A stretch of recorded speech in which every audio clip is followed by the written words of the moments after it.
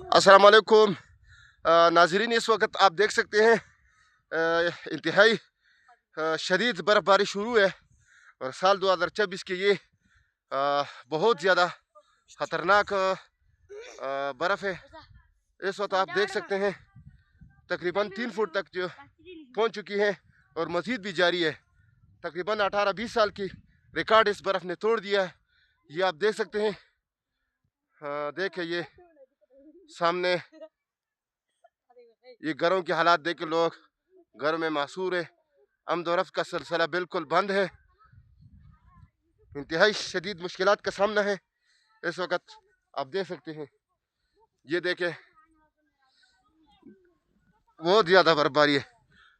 Comment में अपने इलाके की सूरत हाल से हमें आगाह कीजिए कि आपके यहाँ बर्फबारी है या ठंड की क्या सूरत हाल है। अपडेट हमारे साथ ज़रूर शेयर करें और वक्तन फ़वक्तन आपको अपडेट देते रहेंगे।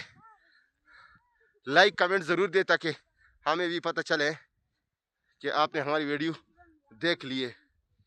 ये देखें, ये तकरीबन 3 फुट से बढ़ गई है। ये देखें।